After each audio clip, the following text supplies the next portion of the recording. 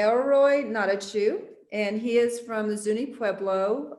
We've had the privilege of talking with Elroy in the past regarding um, his 2D medium, and today we are here to talk to him about textiles. How are you doing, Elroy? Pretty good. Didn't mean to catch you while you were drinking coffee. Oh, no problem. It's a coffee kind of day, though, isn't it, man? Yeah, it's kind of got that cold weather, but it's perfect for embroidery. So that's what I've been working on. I've been doing a restoration job on one of the olden maiden's capes that I did probably about 6 years ago. Oh, that's And cool. then just recently, I finished teaching a Pueblo embroidery class for the Herd Museum. Oh, that's neat. So is this a scenario where anybody can join those classes, or is it specific for your people? It's dependent on the artist. So a lot of the times when the Herd Museum contracts artisans to teach cultural classes, Mhm. it's based on the artist's preference. So for a lot of the Pueblo like textiles, as far as belt weaving and embroidery, it we like to kind of keep it in the realm of Pueblo first because a lot of these textile arts aren't really taught as much or explained in more in depth in a lot of Pueblo communities. So it's always good to start at home first, and then we can expand later on. Right. So were you making, like when you do those classes, is that like a mat that you're doing, or is it an actual big project? For a lot of the classes, they're beginner level to intermediate. Mhm. So oftentimes, what I'll do with the class is teach them the basics of Pueblo stitching. And with Pueblo stitching, it's completely whole different type of embroidery process where we actually utilize one thread to cover a large amount of area. And with Pueblo stitching in particular, there's no knots in the entire embroidery process. What we're doing is we're locking in individual threads in the actual textile pattern itself. So with the immediate intermediate classes, it goes into a little bit more of complex patterning, but for the beginner classes, it's very much standard geometric shapes. And with these classes, I like to introduce a lot of the knowledge behind certain types of coloration, the design aspect. A lot of it is stemming to uh, close similarities with Pueblo pottery, where a lot of it's moisture based, agricultural based, and very heavily linked to cultural identity. And it varies from Pueblo to Pueblo. That's very cool. So I love your t-shirt. Is that one of your designs? Yeah, so this is one that I managed to create on my computer. So it's taken from a Pueblo maiden's garment, and that's one that I'm doing a restoration job on here. Oh, that's so beautiful, Elroy. Wow. Yeah, so this one I'm changing the coloration from a very lime green color Yeah. to a very earthy kind of avocado color. So this is the actual bottom of the garment. So for this one, it's a very rare pattern because normally with these types of textiles, the diamond patterning in the Mm-hmm. uh, sectionings, there's actually five, but this one's modeled after one that I examined in one of the museum vaults where it actually had four diamond houses. So this is the outside. So with Pueblo stitching, you get a wide compass area. Yeah. So the outside can be thought of like a positive, like a photograph. And then when you do look in the inside, you have your negative patterning.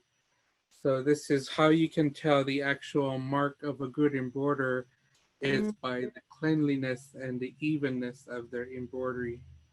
So as you can see, there are no knots in this entire textile. And I do mine's fairly tight. And it varies from embroiderer to embroiderer, pueblo to pueblo, based on colorations and how they're taught.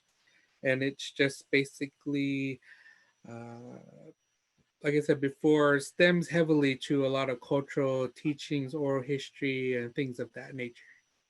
So I have to ask this question, is that an actual garment or is that a rug? What is that piece that you're reviewing? Yes, so this type of garment is worn as a cape or a shawl, or it can be folded in half and fastened on the right side to be a manta dress in that fashion. Okay. So it's a dual purpose garment, and oftentimes you won't see a lot of the real embroidered garments like this unless it's like a very important ceremony or religious type of dance that's going to happen.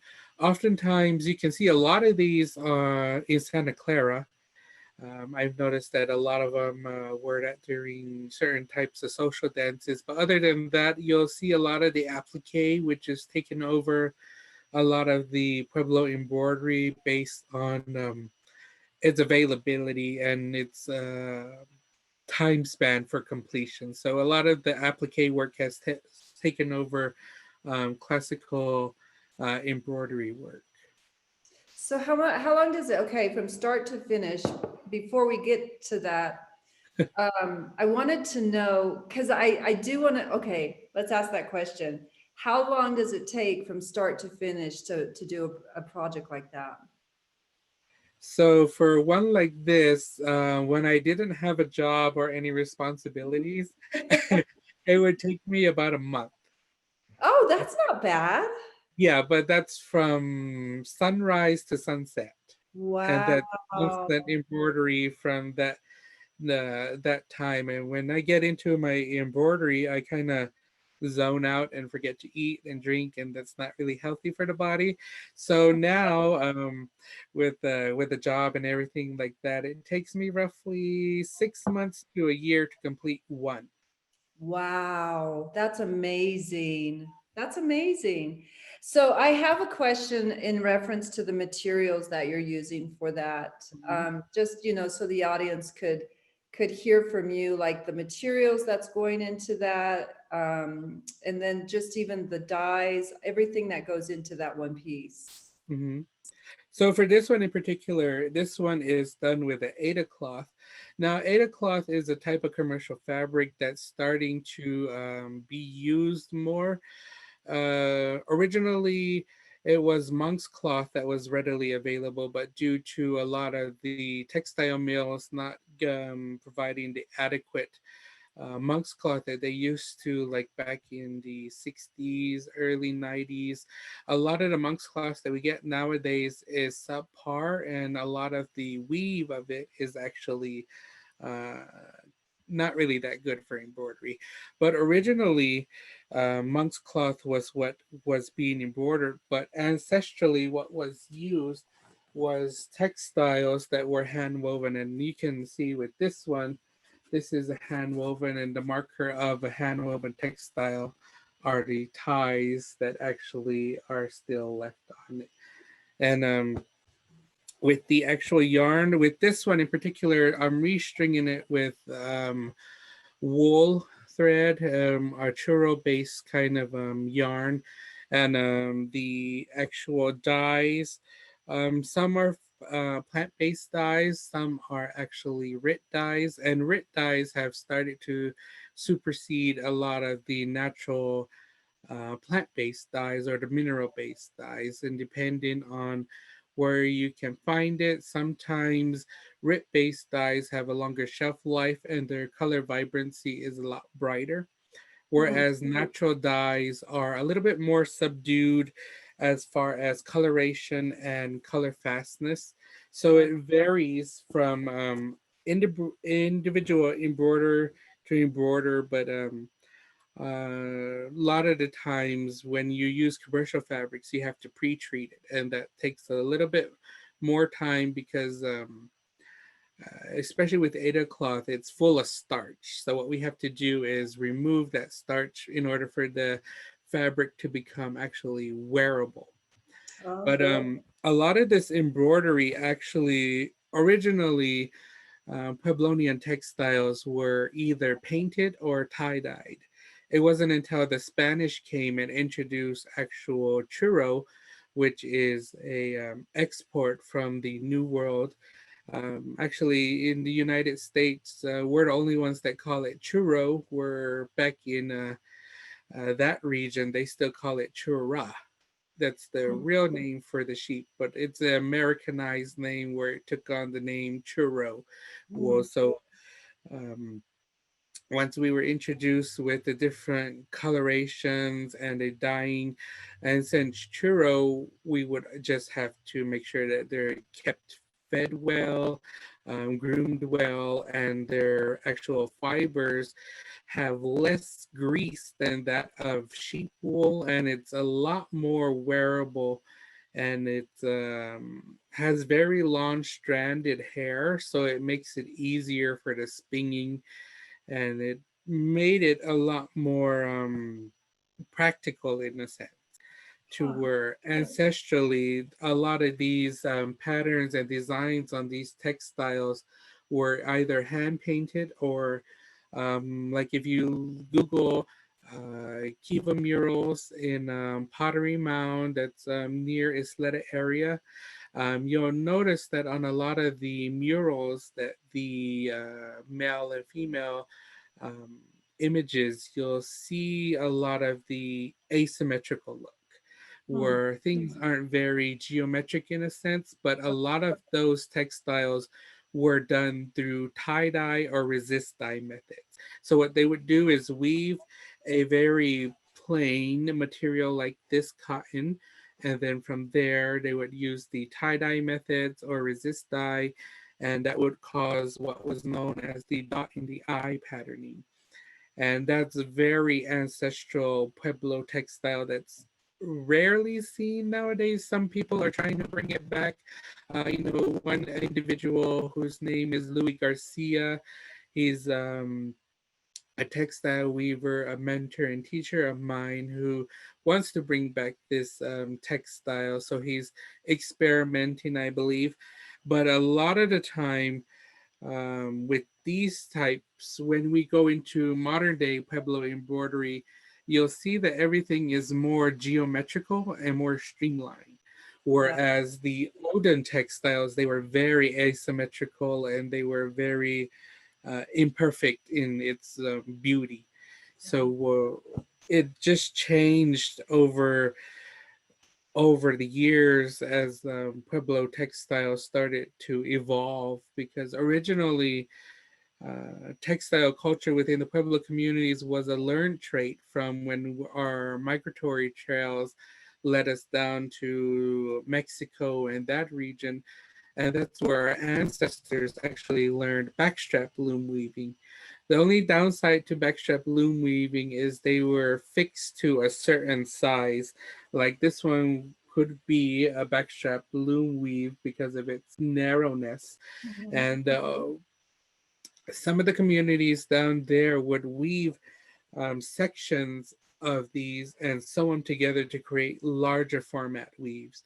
But what was ingenious about our ancestors is they took it within their religious realm, since a lot of the textiles were created out of cotton, and cotton had a heavy semblance to clouds and moisture and things of that nature, that when they took it into that Kiva system, they were able to create upright looms that they could do larger format loom weaving without having to create sectional pieces. They could create one large blanket, manta, or thing of that nature. And when we look at Pueblo textiles, even if you go into museum vaults, you'll notice they're very tiny or they're very small. The reasoning for that is our ancestors were kind of tiny people. When you look into a lot of Pueblo communities, we're very short, and then we're kind of low to the ground, but we're very sturdy. But you'll notice that it's only with these modern ages and modern times that we have to make our looms twice or three times as big as they were ancestrally, because we're getting taller and we're growing not only upwards, but we're getting a little bit wider nowadays with all the food that's readily available. So now we have to make looms and things, garments are getting a little bit bigger. That's why sometimes it's hard to find textiles, especially hand woven textiles, in larger formats.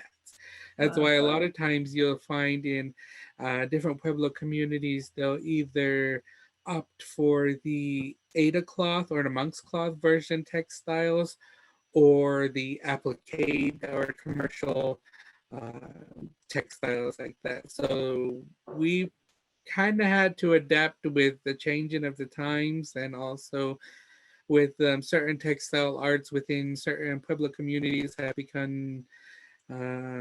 died out over the years due to several different factors. One main factor was during the time of the Spanish rule, when they were requiring taxes, we didn't really have anything valuable to them, like gold or silver or things of that nature. So Right. what they were doing were utilizing our Pueblo textiles as payment for taxes.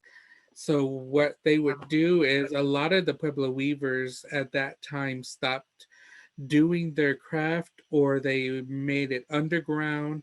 And you'll notice with a lot of isolated communities like Acoma, Laguna, Zuni, and Hopi, since we're so far out, and especially Hopi is very isolated, they were able to maintain a bulk of their textile history, culture, as far as symbolism. A lot of the different weaving methods, like the diamond twills, the diagonal twills, those were originally all commonplace with the various pueblos that were doing weaving. But since that sort of taxation aspect came into play, communities like Zuni, we were only doing mantas, some rugs, sash belts, and it kind of some kilts here and there. Most of the time we got it from Hopi, but it was just variant on who knew how, or if we were taught by. A lot of the times we were taught by Hopis. That's why a lot of our understanding of these textiles are very similar.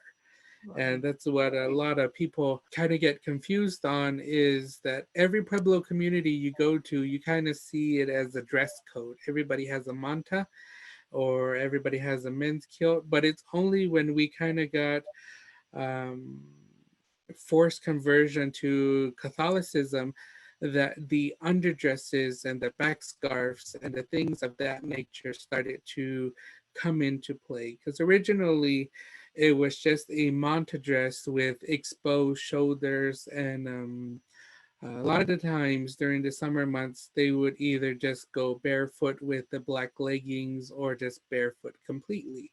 And this was unsightly to a lot of uh, the Catholic worldview on modesty and how women should be dressed. So that's where you come into another part of Pueblo textiles, which is the adopted fashions, like the underdresses. And when you look at these dresses without a manta, it looks like a nightgown, because that's what it was modeled after, was a nightgown. And you'll notice, if you look at Zuni, we've kind of took that concept and ran with it. And all of the Zuni, what are known as Zuni dresses, are these undergarments in the mantas, where they're very fancy. They have the ruffled sleeves, or a lot of the time shiny rickrack or embroidery, things like that. We've kind of adopted that kind of style from uh, kind of those years of oppression, and we've kind of modeled it to our own sort of reverence to those garments. And that's why you'll notice, if you look at the Ola maidens in particular, the entire garb that they wear is an homage to how our ancestors lived at one point in time. The underdress is that of an adopted garb, but then also the back scarf that they wore oftentimes was just a shawl or something that when they would go and forage or gather water, they would place over their head and use it as a hat. And then the aprons that they were just basically aprons, and they were utilized for bread baking. They would wipe off the dough when they were getting them from the ovens and things like that. So a lot of what they were nowadays are basically homages to our ancestors and those that went on, and just the type of lives that they lived. And you'll notice that basic ideology and concept run through textiles, um, especially those female textiles as mantas, capes, and things like that. They all link to that concept of that matriarchal and honoring where we came from, because all of it links to our oral history of our emergence, our creation, and things like that. I love that. I just have one other question, and that is, um, in reference to what you're talking about, because you're really talking about, as you were expressing, just coming through the times of contact, there there were different pueblos, right? There were all of these pueblos, but you guys definitely, as cultures, pueblo cultures, were still in contact with each other regarding your traditions. Um, can you just talk a little bit about that in how that was necessary? And then I'm assuming, because of just how you just articulated what you're doing, you've went back and done research to see what was actually used long ago, and trying to bring those traditions back. Is that something that all of the pueblos are involved in? It's just like few artists. There's I can think of at least four at the moment. There's one individual here in Zuni. His name is Chris Lewis. He does a lot of the different type of textile, as far as yucca basketry, wicker basketry, and some of the larger format textiles. Another one is my mentor and teacher, Louis Garcia. He also does a lot of the ancestral textiles. Another one is textile weaver in Hopi, Akima Humyamtiwa. He does a lot of the olden, like the maiden's capes, the diamond twills, the garments with the heels in the valleys. So there's very few, but a lot of them are inspiring a lot of our younger generation, even the older generation. They don't really know too much of the textile history within a lot of Pueblo communities. It's only when we do cultural demonstrations, or they find us at art shows where we explain a little bit more. And what I do for myself is I utilize both my 2D imagery as well as my textile arts to help explain these different types of textiles, especially with the imagery that I create. And it's seldom seen within a lot of Pueblo communities that the old textiles are still being utilized or being taught. Some of the older generation know of these textiles and their meanings, but a lot of the younger ones are opting for the commercial modern day types of garments. And a lot of the times it's based on several factors. At one time, Franciscan monks were weaving mantas, and they were selling them and distributing them. I got one here. This one was roughly around the 60s, 70s, maybe even later. But Yeah, my grandparents bought this one, and this one was created on a treadle loom that was beautiful. made by Franciscan monks. So a lot of the times Hmm. they would have a distribution center. Sometimes it would be in Isleta, Santa Fe, or Albuquerque. And then a lot of Pueblo communities were buying these types of mantas, although they are authentic in their coloration and design patterning. Right. They're mimicking a lot of the olden textiles because you'll notice that some of the mantas originally were not as colorful. A lot of the times, the embroidery was done on the top and on the bottom portion. So each Pueblo community did have a variation on color. For instance, Zuni women's mantas had blue indigo embroidery on the top and the bottom. And seeing this in textile shows our migratory routes because indigo can only be grown in very like Amazon climate, very humid. It's a very small plant, but it has to ferment and be processed to create that indigo dye. And so for Zunis in particular, our major crash crop was salt. There's a salt mine located about 60 miles south of Zuni, New Mexico. It's a natural volcanic salt body, and we would use it as a trade item because of its not only for seasoning purposes, but it acted as a mild antiseptic for wounds, and also the mineral content within it helped keep you very healthy. Even though it does have sodium, it does have a lot of the minerals. So Mhm. that was the item that was traded down south, and that's where we actually would get the indigo, and then it would migrate up from that region. And you'll notice that it's in a lot of Pueblo textiles, and from maiden capes to mantas and all the way down to men's kilts or even the brocaded sashes. And with these types of garments, I would say Zuni, along with Hopi, being the primary source of all of these ancient weaving methods, and sometimes some of the other Pueblo communities based on if they sought out a mentor from another village or things of that nature.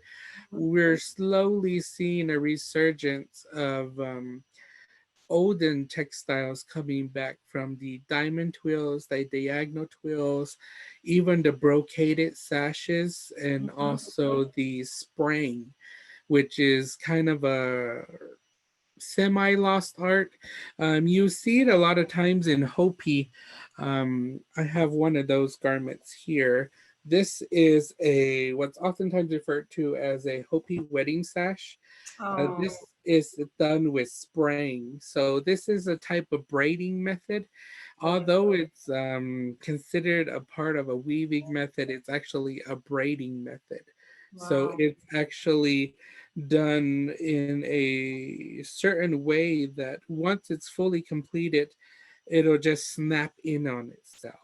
So a lot of these olden types of textiles are constantly being produced in Hopi, but slowly we're starting to see a resurgence in a lot of Pueblo communities wanting to relearn a lot of this ancestral art. And it's nice to see people wearing real things, because oftentimes with the whole modernization, commercialism, it's kind of oversaturation of applique work and kind of faux authentic things. Mm. So as we kind of get used to them, our minds become stuck in that. This is what I'm used to seeing, Mhm. and a lot of people get confused when they see mantas that are like a dark brown or a deep Mm. indigo or a light indigo.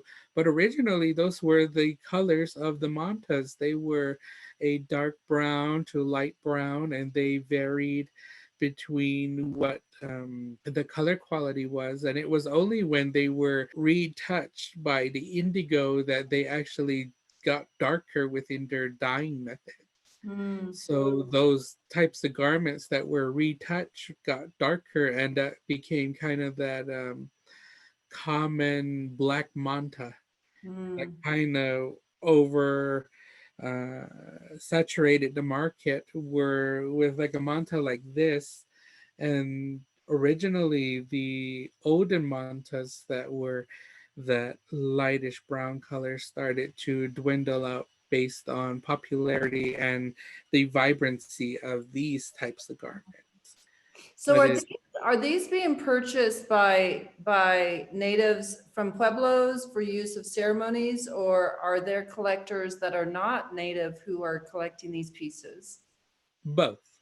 Ah. It's a combination of both. A lot of the times, the weavers that I've met, they'll make the prices reasonable in order for individuals to have the real authentic thing. But most of the time, the way that some individuals make the living is by selling them to private collectors, galleries, even museums, because a lot of the time it's and it kind of documenting textile history on its standing point now, because originally when you look at a lot of the olden textiles, the fiber quality, the weaving methods were very fine and thin, and Mhm. they were completely complex. What the Pueblo textiles that we're doing nowadays is kind of only scratching the surface, Gotcha. where we lost a lot of the complex weaving methods,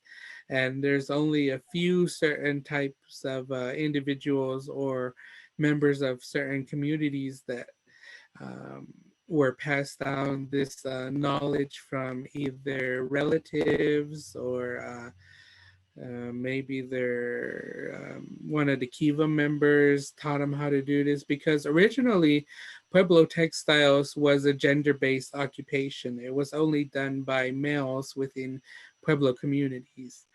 And this was basically the theory behind it is the loom that you're utilizing or the embroidery that you do is always a male and a female aspect to it. The Mhm. loom represents a female for when you, it's kind of like you an act of procreation where the shed that is created is representing the female, and the batten and the threads that are used to create the garment represent the male. So it was a, from a standpoint of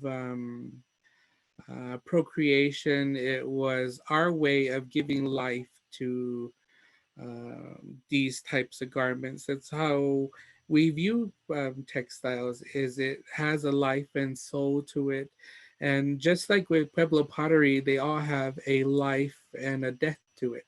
That's why a lot of the times with Pueblo pottery, you'll notice that in certain sections of the pottery, it won't be fully connected. There'll be a straight line around the rim or at the bottom that there's a gap in it. And with that gap, it's the life and the death of the actual vessel itself. And you'll see that a lot of times within textiles, you'll see that there is a beginning and an end to these textiles. Mm, that's beautiful. That's so beautiful, Elroy. Thank you so much. I wanted to share with our audience also how to even like how do they find you, Elroy? So what is your domain name for your So web? you can find us at www.natachuink.com, and that's INK, like an ink pen. Mhm. And we're also on Facebook under the same name. We're on Instagram. So far, that's all that we're on. We kind of get overwhelmed with the whole social media aspect that Totally. sometimes we forget to And post, or our posting schedule is a little bit off. right. And then also people can find Elroy on swaya.org on our platform. And so just look up his name and you can find his work. And so we just thank you so much, Elroy, and stay warm, Yeah. eat lots of chili. Yeah. So thank you so much and have an awesome day. Yeah, you too. Okay, thank you so much. We'll talk soon, I hope. Yeah, no problem. All right, thanks. Bye. Bye.